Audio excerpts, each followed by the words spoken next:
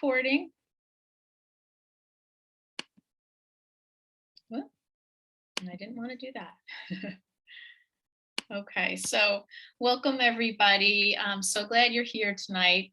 My name is Ellen Zung. I'm a certified holistic health coach, and I help people who are addicted to sugar feel less anxious and have more energy, lose weight, and avoid chronic disease. So I'd like to give you some background information on one of the foods that's quite possibly the worst offender when it comes to your health. And if you haven't guessed yet, that's just sugars. So by reducing added sugars, you'll most likely better and see immediate results in your health. In case you haven't noticed, we're dealing with a global pandemic, but we are also still faced with an obesity epidemic. It's been something that we've been dealing with for the past 30 years or so in the US. And it's really an epidemic that the whole world is facing as well. 10 or 20 years ago, everyone was talking about it. Now it's still in the news, but not like it was back then. Now obesity is in the news related to COVID-19 and hospitalizations and deaths. People are really aware of these underlying conditions. And we know that those with obesity, along with diabetes and heart disease, are more likely to suffer from coronavirus and even die, right? It's in the news every day. So the statistics show that 2 out of every 3 Americans are overweight or obese.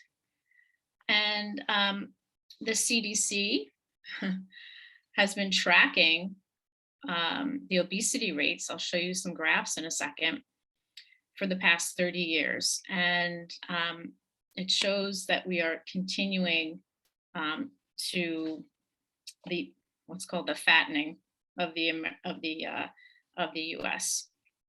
In 1990, no state was more than 15% obese. So how do we know this? It was a phone study conducted by the state health departments, and that indicated obesity practically didn't exist. And these phone studies continue. By 2010, 36 states were greater than 25% obese. And that was a real code red, right? So all states, just in 2010, all states had an obesity rate over 20%. 36 states were greater than 25%. And now in 2020, or 2021, but the results in 2020, 10 years later, showed that 47 states are greater than 25% obese. And we're continuing to get, I hate using the F word, but fatter and fatter. So what happened? What has caused the fattening of America, and why does it persist and get worse? Let's take a look at some of the changes that occurred during this time. First, there was the invention of high fructose corn syrup. And as you know, that's a liquid sweetener that's high in calories and with no nutritional value. Same as sugar, no nutritional value, and high in calories. And I'll get into that a little bit more. We used to demonize high fructose corn syrup, and we still should, but we can get into that. At about the same time, a new farm bill was introduced where farmers were paid directly by the government to produce more corn. And that still goes on. And this led to huge corn surpluses, and we actually had more corn than we could consume. So to make matters worse, the government raised the price of conventional cane sugar, making it cheaper and more appealing to use that high fructose corn syrup in manufactured foods. And as a result, high fructose corn syrup has been replacing sugar in processed foods, especially in the soda industry, as we know. So while all this was going on, the government published its first ever dietary goals for the US way back then, as a result of a faulty study. I don't know if you've ever heard of the famous Ansel Keys 7 country study. Fats were identified as a leading cause of heart disease and the fattening of Americans. And when food manufacturers reduced the amount of fats in processed food, as a result of this study, they started adding in other ingredients to compensate for flavor and texture that we're now missing. So that's where sugar came in. I think we all are pretty aware of this story, but sugar was that popular filler that was used. I remember in, I guess it was 1991, when I was living in Michigan, my roommate was a Nabisco saleswoman. She used to stock the shelves with Nabisco products, Oreos. And that's when Snackwells came in, that green box. We had them in our linen closet. So all of these factors that I just mentioned combined, led to us adding more sweet, sugary foods, especially those made with sugar and high fructose corn syrup. So besides the food industry, there were several other factors affecting our lifestyles: more cheap processed food, less fiber in processed food, so less fiber in our diets. And this is really not good. And it still persists as a big health concern. Eating on the go, not just fast food, but no longer even taking time to sit and have a meal, to relax and chew, which all has to do with our digestion and how our food is used in the body. So the food industry continued to use this faulty science to make foods taste better, and in an attempt to make us, buy more. So at the same time, we were moving and sleeping less, right? Everybody has a device now. Everybody has a PC. I remember just, out of college, that was, nobody had laptops and, PCs you were sharing. So screen time. At the same time, we were, feeling more stressed from the modern world, all leading to weight gain and illness. So way back in the 70s, many popular diets demonized fat as the culprit for the rise in obesity. As a result, food manufacturers started selling these low-fat products and added more sugar to compensate for this lack of flavor, like those Snackwells. I think I read all those diet books. Okay. A lot of people started talking about why sugar, and it would appear that sugar had a lot of explaining to do. So in a 2008, a book was published, Sweet Poison, by Dr. David Gillespie. And in it, he wrote about the connection between sugar and our soaring obesity rates. And based on this research, he decided to cut sugar from his own diet and immediately began to lose weight. And the important thing was he kept it off. And he determined that because sugar was so hard to find in nature, our bodies never needed to be programmed to limit it. So this is important, right? In other words, we can keep eating sugar without our bodies telling us to stop. And the more sugar we eat, the more we want. And food manufacturers have taken advantage of this and purposefully added those additional sugars to processed manufactured food. And you can find sugar in, everything: bread, sauces, soups, ketchup, breakfast cereals, to make them all more appealing and more addictive. So how much sugar are we actually eating? As you can see from this slide, the average American consumes more than 17 teaspoons of sugar a day, or about an extra 272 empty calories a day, which is more than what's recommended by the American Heart Association, which you can see at the bottom of the slide. So believe it or not, this was worse 8 years ago. So I think in the last 5 to 10 years, parents have really been catching on to the soda. I mean, there's been so much in the news about sugar and soda and juice, right? So schools aren't necessarily serving juice anymore. So the soda and the juice has really helped the sugar come down, especially in children, but it's still too much. So let's look at why we're eating more sugar. In our highly industrialized society, sugar is available to us all year round, right?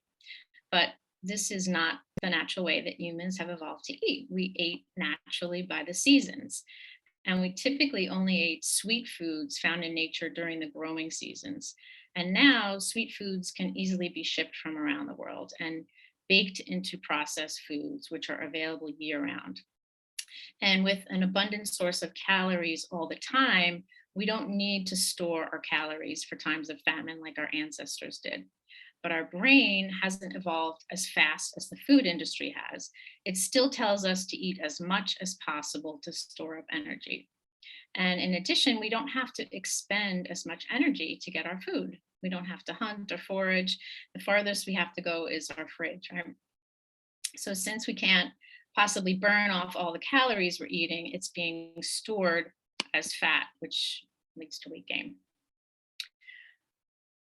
Fruit juices, as I mentioned, are a form of concentrated sugars. And you'd naturally get full and stop eating after one or maybe two apples if they're small. Fresh whole fruit naturally fills you up. Not many people think twice about drinking one fruit juice box, which is the equivalent of 6 apples. And the juice contains many more calories and sugar than the whole fruit it was made from. And it no longer has the fiber in it that would fill you up, stabilize your blood sugar, and keep you full for hours. So, as I mentioned, processed sugar is everywhere. It's in 80% of the processed foods in the grocery store. And it doesn't contain the fiber that's found in fruits and vegetables. It's added to these processed foods to prevent spoiling, and it greatly reduces nutritional content while increasing calories. It's found in foods you wouldn't even think that contain sugars. Cough syrup, yogurt, we know about that. So there has been some awareness, pushback from the public in the last 5 to 8 years with education. And so now manufacturers are trying other forms of sugar that are natural or healthier sugars, but they're all still sugar. And high fructose corn syrup got a bad name. You don't see that as much in the list of ingredients, but you see other types of sugars, and they're all sugars. Manufacturers know of our weakness for sugar and take advantage of it by adding as much sugar as possible to excite our taste buds. And in fact, this is a crucial tipping point for food companies when looking for to add sugar to food, and it's called the bliss point. And it's the precise amount of sugar that will give the consumer a sugar high without becoming sickeningly sweet. It's all perfectly manufactured to sell products. Companies are constantly marketing foods high in sugar, fat, and salt, making us all want the foods that they're selling. Think of that bliss point. And by eating these foods frequently, we start to crave them and we feel we need them to be happy. So the sugar also helps stabilize, and it's a big export also for the country. So the economics come into play. So why do we crave sugar? Let's take a quick look at how our body uses sugar. So first, a little science. The scientific word for the white table sugar, as that we bake with or put in our coffee, is sucrose. And sucrose is made up of two parts that are joined together, one glucose molecule and one fructose molecule. And because they're bonded together, there's always an equal number of glucose molecules and fructose molecules. the difference between sugar and high fructose corn syrup is the molecules in high fructose corn syrup aren't bound together as they are in sucrose. So this is important because this allows food manufacturers to add additional fructose to the mix. And fructose is much sweeter than glucose and helps the food reach the addicting bliss point that we talked about. So high fructose corn syrup is about 45% glucose and 55% fructose, but this combination isn't regulated. So some products can have, higher amount of fructose. So why do we care that there's more fructose in our food? We need to look at how our body gets energy from glucose and sugar. All of our cells need a constant supply of glucose at all times to do their job properly. After we eat, glucose is carried by our bloods to our cells for fuel. And that's why we talk about high blood sugar, right? High blood glucose. After you eat, the glucose enters your bloodstream, your body creates insulin. And it's insulin's job to shuttle glucose to where it's needed, and that helps reduce the amount of glucose in the blood. And the glucose in sugar enters the bloodstream rapidly, so there's not a lot in the blood after eating. The insulin sees all this glucose and knows it needs to do something with it. When you need energy, your body will use the glucose. But if you don't, insulin will help store the excess glucose as fat. And the result is all the glucose is quickly removed from the bloodstream and you get low blood sugar. Maybe you've experienced a sugar crash, maybe after eating sweets or high carbs. Your body signals that it needs energy. And what's the fastest way to get energy to the bloodstream? Eat more sugar. So you can see a vicious cycle to balance your blood sugar. And each time your blood sugar spikes, you increase that likelihood that your body is going to store that excess energy as fat. So we need to be eating foods that are low in sugar throughout the day so we don't have an excess of sugar being stored as fat. And you may have heard the term insulin resistance.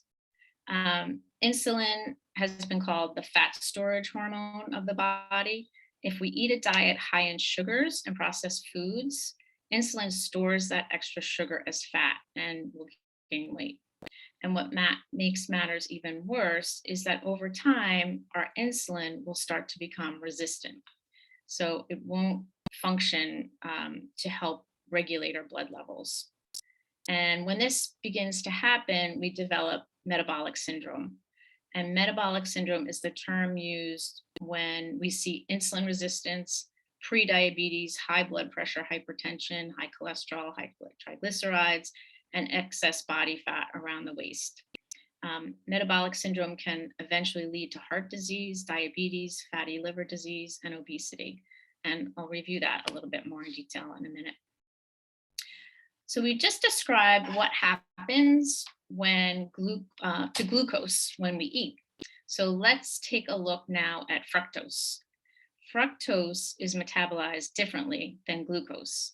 Instead of traveling in the bloodstream like glucose, it goes directly to the liver where it's stored as fat. There's that F word again. Because of this, fructose is even more likely to make you sick and gain weight and even age you faster. It's more addicting than glucose. So just going through this slide, why excessive fructose is unhealthy. The amount of fat in your liver has everything to do with how sick you get. Fructose fools your brain into thinking it's starving, causing you to eat more. Fructose binds to proteins faster than glucose in what's called the Maillard or browning reaction. This is actually, how sugar can brown things when you're baking. It's the same thing. It can brown your body too. So this is the aging reaction. And fructose does it 7 times faster than glucose. And fructose downregulates your dopamine reactors in your reward system. So if you eat one candy bar today, it'll be pleasurable, but the next time you'll need more to get that same effect.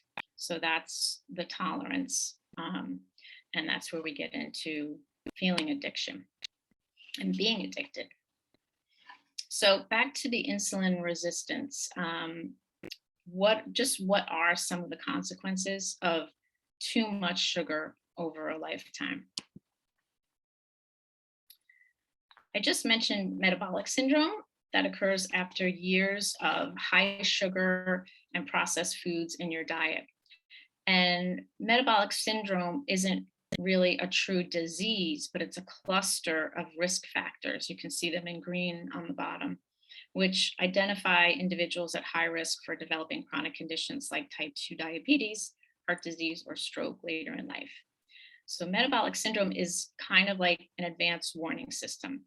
Unless you make significant different changes in your lifestyle, you're at great risk of developing type 2 diabetes or cardiovascular disease. But as we know, you can improve these risk factors by making changes to your diet and your lifestyle. So, why can't we just say no to sugar?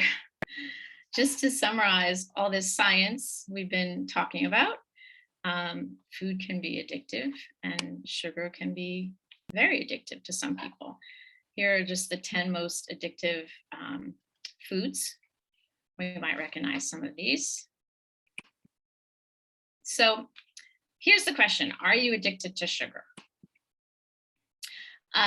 There are a couple of ways to scientifically to sort of figure this out. There's this is something that is used in the Yale Food Addiction Scale and the Sugar Kills Food Addiction Quiz are used by doctors in the medical field. And by far the easiest to do is the chocolate chip cookie test. So here's how it goes. And maybe chocolate chip cookies don't do it for you. You can say, oh, more muffins or ice cream or candy bar, whatever it is, sugar of your choice. So imagine that you're alone. You come home and someone's been baking in your house. Isn't that nice? There's a plate of warm chocolate chip cookies on the counter. What kind of reaction do you have? Does your brain light up at even the idea of warm chocolate chip cookies?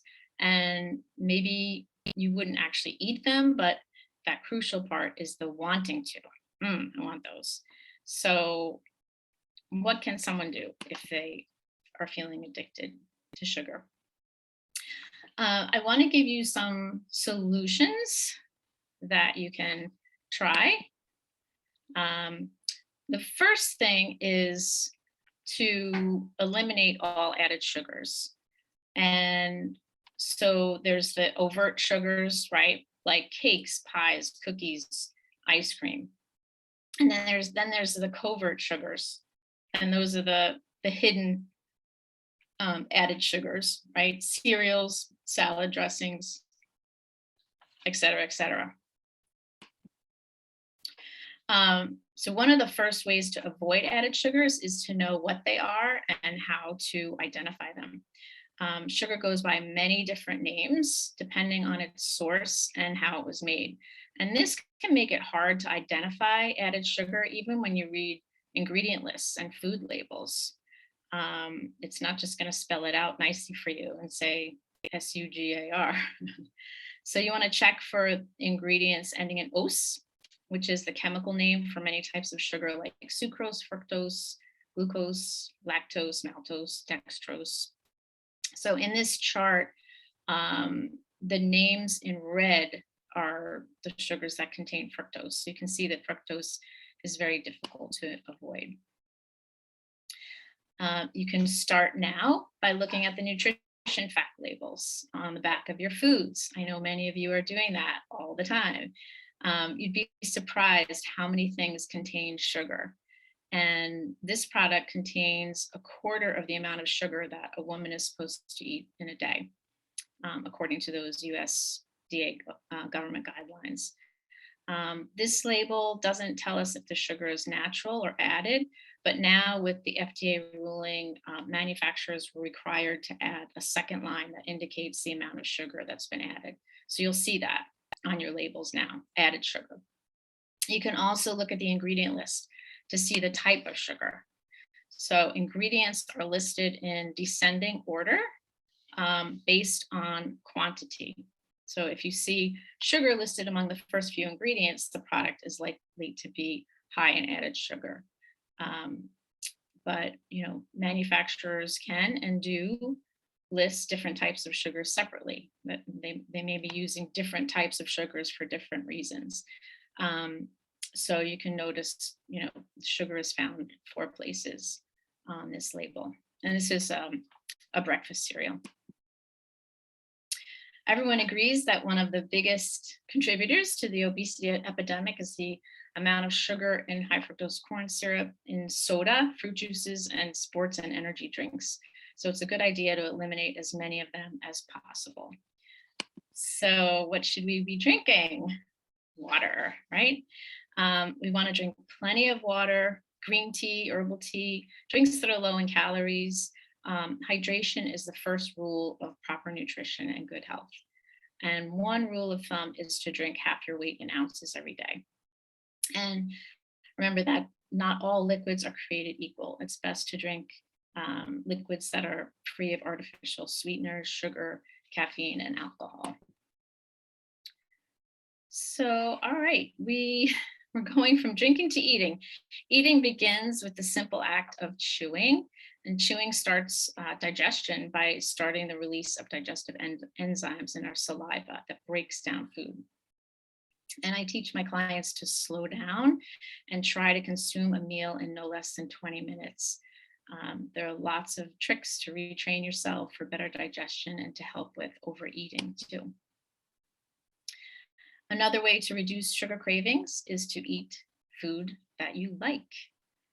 Maybe self-explanatory, but not too much. So the amount of food that you eat is just as important as what you're eating. Portion size is really important. In a minute, I'll tell you about a program I have coming up that helps with many of these tips, which is this is one of them, right? To use fresh herbs and spices to trick your taste buds into thinking you're eating something sweet. Cinnamon is great for that, right? And many vegetables and fruits supply that natural sweetness that our bodies crave. And it has the added bonus of that healthy fiber and minerals, vitamins, and polyphenols. So let's not forget the importance of snacks. This doesn't necessarily mean dessert or treats, but just snacks to power you through your day. And they help keep sugar levels steady throughout the day, preventing us from becoming overly hungry, which can lead to overeating. And for that reason, the program I'm going to tell you about includes many healthy snacks. Protein can help with weight loss and even prevent sugar cravings because protein does not stimulate the release of insulin as do carbohydrates. It actually helps stabilize blood sugar. Okay. And we want to eat breakfast. We're talking about the importance of protein. It's important for us to start our day with breakfast that's rich in protein and healthy fats. And this helps give us the energy throughout the day and resist those sugar cravings. I know so many people who just will drink their coffee till 1 o'clock in the afternoon. That's not going to help your sugar cravings. You want to have a good breakfast. Crowding out less healthy food with healthier food choices, as opposed to taking foods away, effectively improves diet and reduces cravings as well. So get help. If you think you're addicted to sugar, you help breaking the addiction. Of course, a health coach can support you in making healthier food and lifestyle choices. I was addicted to, way back when, chocolate cake and ice cream, and I don't crave them at all. They're not in my life. It doesn't even faze me. And I don't feel deprived because I have new foods to enjoy and the freedom of not being addicted. Um, just how I feel, I'm healthier, I have more energy, and I'm just better for not having sugar in my life. So I want to offer you the benefit of my experience and knowledge through my coaching programs. I also started back in July my sugar free year just to start a group and post every day about what I find in the environment related to sugar and just write a story every day about sugar. So you can, some of you are in that Facebook group, My Sugar Free Year. You can also follow me on Instagram. So my I have a 7-day sugar detox coming up. It's going to be real simple. Um, you might say, "Oh, what can you do in 7 days?" It's just a start. Um, when I started my sugar-free year in July, day 6 was really hard, but then after that, it was okay. um, so through my 7-day sugar detox program, I'll get you started with a meal plan for the week with real whole food, those snacks that I mentioned, morning and afternoon snacks, no processed sugars. This is all food that you'll have a meal plan, you'll have a shopping list, you'll have all the recipes. Um, and this is all food that you are going to cook yourself or assemble. um, and I know you might say, "Oh, I don't cook." Some of it is going to be easy to do because we're going to cook together on Sunday from my kitchen. So I'll walk you through it. There's lots of support. There's a Facebook group as well for those that are doing the 7-day detox. So for more on that, I will get you all information. I have all of your emails. I'll send you the link. And I want to thank you so much. That concludes my talk for tonight. And I want to thank you for being here. And I'm going to stop the recording.